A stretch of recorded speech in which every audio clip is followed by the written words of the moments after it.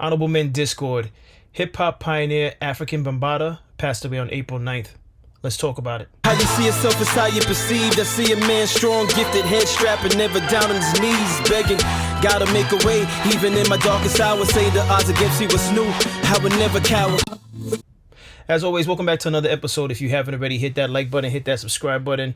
Tell a friend to tell a friend. I drop episodes daily at 5 p.m. Eastern time. So, I have a few things queued up. And listen, don't shoot the messenger. I'm here to talk about African Bambaataa. I'm here to react to the videos that I queued up. But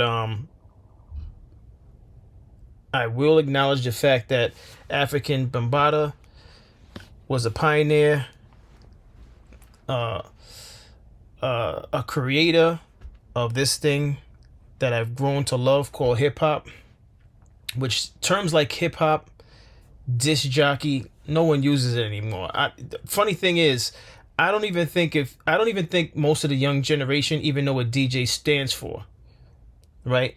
Which is disc jockey, because no one uses that term. That's a very old term. So, and I would say hip hop is an old term. I don't hear any of the young generation using the term hip hop. They say rap, yes, but hip hop, it's not used. But with that being said, it's just a sign of the times, especially if you're around my age, that those before you and those around my age are passing away. All right, so it's just another reminder to make the most of the time that you have now, and don't just make plans, execute those plans, which is why the harvest is dropping May 22nd. But that was a shameless plug. Forgive me. All right, so back to Afrika Bambaataa. He's a pioneer. He was a pioneer. He was known for this record, Planet Rock, among other records. But that's the record that I know. That is pretty much it was like the soundtrack for all the movies that came out, like Beat Street and what's the other one? Forgive me that I don't know this. I was very young when these movies came out, but Beat Street was my movie. That's the one that I remember. And there was another one that I can't think of right now. Was it Cold Crush? It might have been Cold Crush, but I was a very, very, very young kid at that time.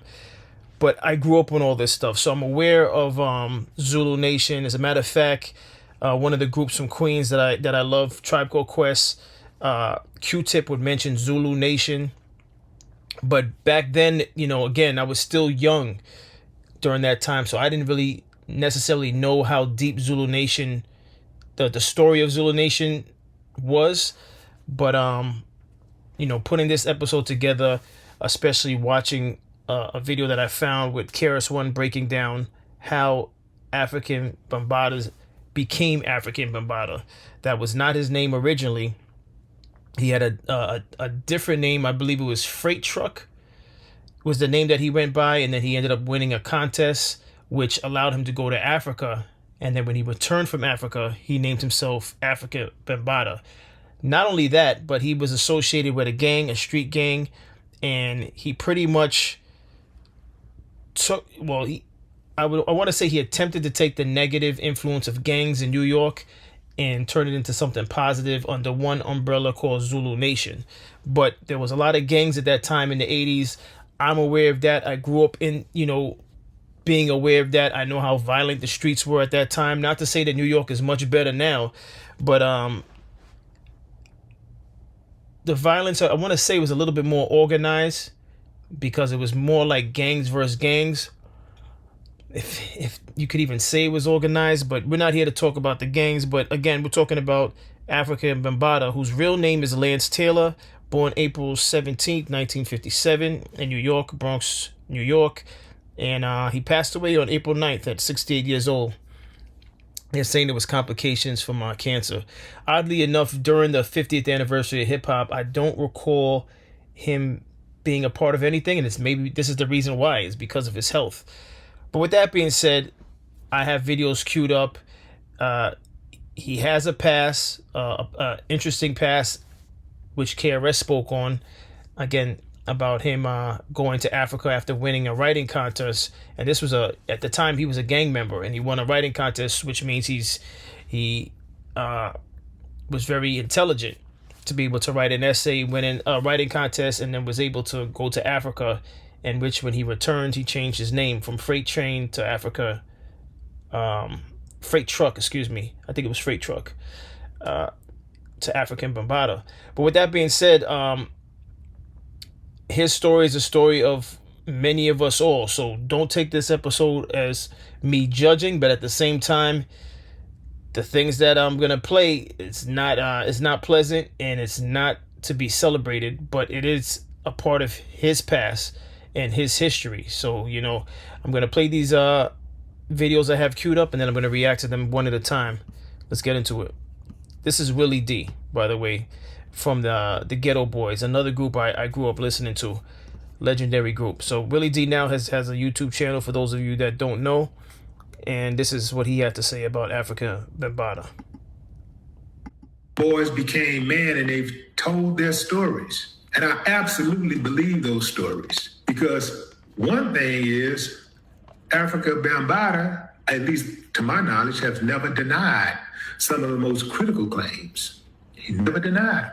And that's one of those things, when you are a man, hell, even if you're a woman, but if you're a man specifically, that's something you do not want on your record, and you take that seriously. You take those type of allegations seriously. Somebody accuse you of something like that, you got to fight. You got to fight. You got to fight with everything you got. You got to throw everything at them, throw everything at them, their lawyers, their spouses, kids, everybody gonna get it. Everybody get it for an accusation like that. Some of these boys became men, and they've told their story. Oh, well, that was a short clip.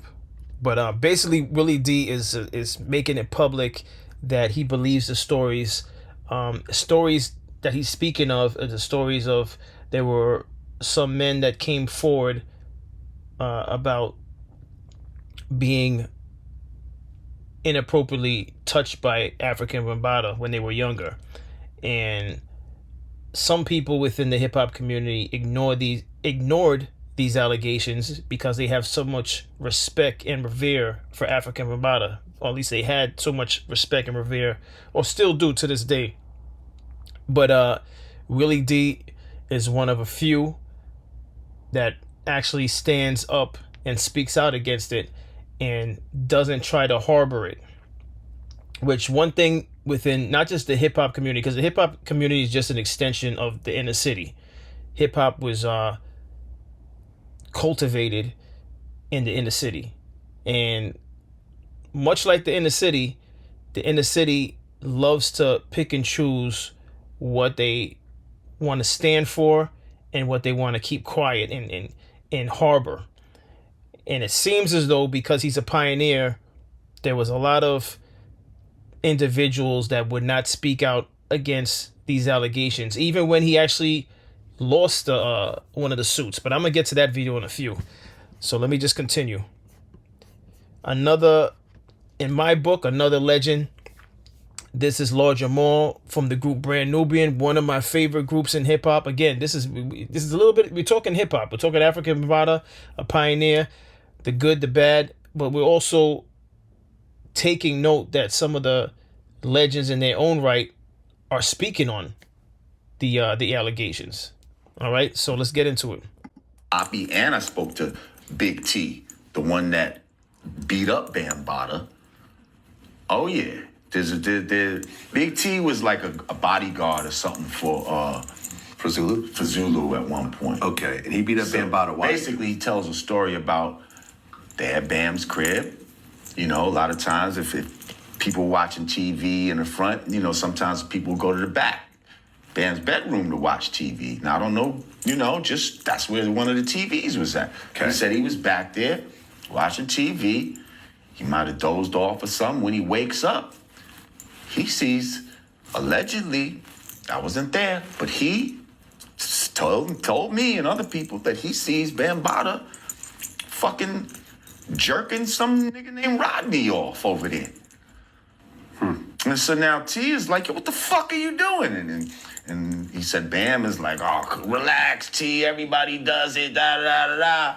And T got to whooping some ass in that fucking room. You know what I mean? He said he whooped Bambaataa out for that shit. And like maybe anybody else that was in the room. You know what I mean? Okay. What did Poppy tell you? The same. He said, that motherfucker is, he said he's a pedophile, period. He's a piece of shit, is what he told me. You know what I mean? Speaking. That clip, by the way, is from Vlad TV, because I recognize Vlad's voice. So credit to Vlad TV for that interview. This is an interview that KRS-One had. And KRS-One is the one who also another pioneer. Well, can't say pioneer, but definitely a legend in this hip hop, this rap music that I love so much. I got a chance to meet him years ago when I used to work for Home Depot. I saw him and his family. They were having a lunch break, and I interrupted. I had to. I'll be honest with you, I had to interrupt. And I was talking to him about one of the singles that he put out, and how I purchased a CD, and it wasn't the right version. It wasn't the radio version that I expected. And he had promised that he took my information down and had promised to send me over the better version. It never happened, but I got a chance to meet him. Yes, I diverted, but let's get into this. This is KRS-One speaking on Afrika Bambaataa. You could tell he has a lot of respect for Afrika Bambaataa, and he wants to maintain his name. He wants to hold his name up in high regard, and he didn't want to take part in the talk about allegations. So let's get into this. People, kills people, does all lies to people, lies to the American public, and they still go, but wait, we can debate their shortcomings, but they're still the leader. And this is what black people do not understand. We never understood it, and it's time that at least hip-hop understands this. Some of us are infallible. Some of us are going to have to be untouchable, or our entire culture is going to fall. Our culture cannot fall on the accusations of 4 people. That's what we're dealing with. When you're talking about Afrika Bambaataa, first of all, you're talking about the person who invented hip-hop, not participated in it. There was no hip-hop before Afrika Bambaataa. Let's start there. So anyone who has a problem with Afrika Bambaataa should quit hip-hop. I've just got to state to you that. All right. First of all, I hate that the music was playing in the background, but he caught flack for saying that. Anyone who has anything bad to say about Afrika Bambaataa should basically not be a part of hip hop. That's a ridiculous statement, and I like KRS-One's music. Another person I grew up listening to. But I'm not going to agree with everything somebody says just because I like their music. I don't care who it is. I don't even care if it was Nas, and that's my favorite rapper. And that's the problem within the community that I see and I notice all the time is people pick and choose when they want to stand for something. When we talk about snitching and this whole case with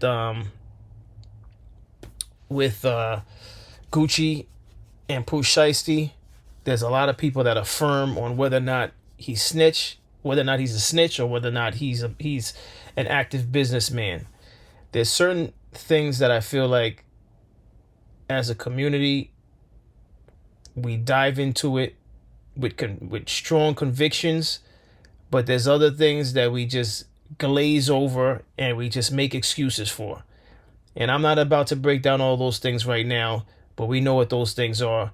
When we're talking about Afrika Bambaataa right now, this is a perfect example of how some of us verbally glaze over it, others stay silent intentionally to avoid discussing deep topics like this, and just how far down does the rabbit hole go as far as things like this happening within the industry, within the community.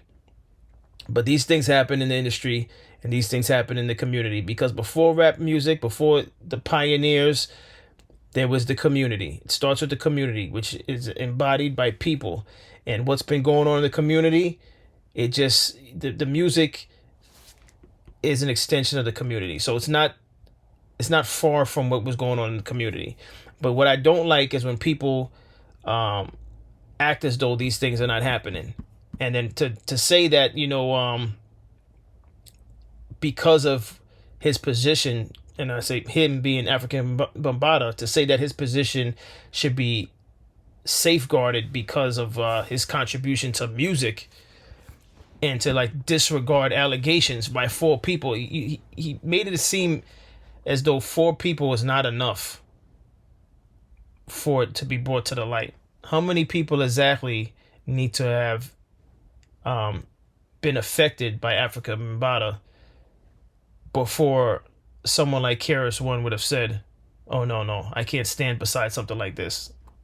I can't protect him at this point. This is out of control." Because to me, once you get past 1, I think 1 is enough. But once you get past 1, it's alarming. All right, and then to say 4 is not enough is, to me, is crazy.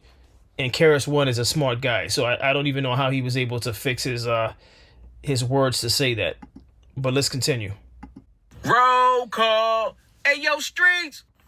Afrika Bambaataa loses his child sex abuse case. Yeah, it was a civil case, but he still lost. So that means he gotta go. Afrika Bambaataa been had to go. Judge grants John Doe accuser motion saying the pioneer hip-hop artist never showed up to court. Why you ain't show up to face some allegations, Bambaataa? And KRS-One, you owe all of us an apology. You owe all of the victims an apology, KRS-One. You owe them an apology. Y'all don't remember when KRS-One said that the victims was the FBI? And that if you against Bambaataa, then you might as well leave hip-hop? Part of being human, being humane to those who have the courage to step forward into an enormous arena. No, these people work for the FBI. This is a whole different thing we're dealing with. When you're talking about Afrika Bambaataa, first of all, you're talking about the person who invented hip hop, not participated in it. There was no hip hop before Afrika Bambaataa. Let's start there. So anyone who has a problem with Afrika Bambaataa should quit hip hop. That's just some diabolical shit. I'm going to stop this here. This was clearly posted by Hocus 45 when Afrika Bambaataa was still alive, but it's still relevant to the fact that it points out that there was a lost case that took place in court. So again, he has a point. KRS-One should have came out and said, and recanted what he said in that interview, but to my knowledge, he never did. Again, harboring is what was going on in hip hop. All right, I'm going to end with this because this gentleman is actually a former member of Zulu Nation, and he has first-hand information that he shared. And I actually like the way he ended it. He ended it from a mature place, a respectable place, an honorable place. So I'm going to end it with him, and then I'm going to wrap up. Boy B-Bolo bringing other legends over, striking like a cobra, one striking it's over, and we're now again entering the oasis. Check it out. Y'all heard Afrika Bambaataa passed away. My little video and reaction is, I want to let y'all know that I actually knew him personally when I was a kid around 14 years old, being raised in the Bronx, boogie down, New York, stand up. You understand? When I was 14 years old, I was part of Zulu Nation. And I was 14 years old when I was down with it. And I used to be part of chapter 24. And my head Shaka Zulu, or the head Zulu leader of that chapter, was named Phrase. So anybody from that time, I'm 46 years old, 47, who knew about the universal Zulu Nation. Zulu Nation had different chapters with different leaders. My leader of my chapter when I was 14 years old was named Phrase. We used to have the little Zulu Nation patches and all that. So, yeah, I knew Bambaataa. I met him through my boy, who was from the projects, from Bronx River, and he actually brought me to his crib a couple times. You understand? So, when Poppy, y'all know Poppy from the Bronx, I met him too. You understand? I seen him like 2 or 3 times. You know what I mean? He won't remember me, but I remember him. You understand? Because we were kids. I was stupid young at that time. He's probably got about 3 to 4 years on me. I'm 46, going on 47. Poppy is probably going on 50 or something like that. And I used to serve under Shaka Zulu, your boy B.O. B.O. was the head shocker, and he used to take us to 161st, and he used to walk on our stomachs while we was doing abs, and we used to train to do security. So I did security for shockers for Zulu Nation as well. So anybody know that I'm keeping it 100% official. I'm just letting this go right now because, you know what I'm saying, I don't want nobody to think I'm doing it for clout. That's why I never said nothing before. But all those who know me from the Bronx, I'm from 172nd. And, you know what I'm saying, all of this transpired across the bridge from 174th, which is Bronx River. And we used to have our meetings in Bronx River, dead in the middle of the projects. So I seen everything that was going on in there, and it was lit. I'm talking about cats was getting everything happening to him up in there. I won't even go into all that. Let me stay online. I met Afrika Bambaataa through my man David Montos, who, God bless his soul, you know what I'm saying, passed away. Now, there was a number of times that they brought me up to his crib. You understand? In fact, I don't even need to go there. My cousins was part of that Zulu Nation as well, and a couple of my boys from my block was part of Zulu Nation as well. But I met my boy David from school, so he, you know, had a pass, you know what I'm saying? Because at that time, you couldn't really be in Bronx River like that if you didn't know nobody. Because if you went to Bronx River and nobody could speak for you being there, you would get robbed or you would get jumped. And trust me, plenty people got robbed, plenty people got jumped. And the only reason why it didn't happen to me is because I actually knew people in the projects. I knew people in the projects and I knew people across the bridge. I had people that would speak for me and be like, no, not him. Real talk. That's how bad it was. They'll be pointing cats out. You know what I'm saying? You walking across the bridge, the elders, all of that. They was robbing cats. They was robbing cats like, yo, like they was born to do that. Like they was born that way. Like something was, yo, for real. Cat almost took my Converse, yo. The React Jews. Back in the days, Converse, the React Jews. Them cats tried to rob me of the Converse React Jews, and Jews had to let them know, yo, don't touch him, not him. We know him, not him. They let me go. I was like, yo, it's crazy. And this is happening when I'm young. You know what I mean? A young cat. I watch cats get pounded out in there as well. And I'm not talking about with me. I'm talking about with these. I watch cats get broken in there. You understand? Anyway, so I go up in the projects. You understand? They bring me up to his building. I forgot what building it was. But they brought me in his crib. So I go in the crib or whatever. I meet him. He's sitting on the couch. He got all these records. So now y'all know I ain't lying. Anybody who know Afrika Bambaataa know when you went in his crib, he had all kind of records right in that living room. So when I went in there, I said, what's up to him or whatever. I met him a couple times, you know what I'm saying? A lot of times when we had to do security, I met him as well. When we had to secure the Legion, name of a rap group, and different rap groups would perform, and they would have Shaka Zulu security. I was part of that. And we would literally, you know, be protecting, you know what I'm saying, the artists that were coming in. You know what I mean? And, yo, man, yeah, so basically when I went in the crib, I also seen that book they talking about. You understand? The little, the Zulu Nation with the little penis Zulu Nation crazy book. Yo, it was wild, bro. I mean, I ain't see it. I ain't like really look at it. But yo, they was flicking through that joint. And I was bugging out like, yo, when I first went in there and seen that, I was tripping like, yo, why y'all got a photo of cats, you know what I'm saying, with they Johnson out? Y'all niggas is wildin'. But at 14, things happened fast, man. Like, you know what I'm saying? It didn't really drop on us like cats was really on that level, like really on the backdooria side of the game. You know what I'm saying? When you a kid, you 14 years old, you just like caught up in the hype. You like, yo, we was Zulu Nation. Yo, it's lit. We about to, you know, do what we got to do. You know what I mean? I'm trying to rap. You know what I'm saying? That's where my mind at. My mind ain't thinking cats is with the sodomite side of the game, the backdooria side of the game. You understand? We don't know nothing like that. So anyway, they tell, you know, me, you know, if I wanted to chill. And I'm like, whatever, you know what I'm saying? I'm 14, I ain't got nothing else better to do. So dude invited me to go to the back room. Now, don't try to play me, because some of y'all niggas, y'all look for places and videos where y'all try to play cats. You understand?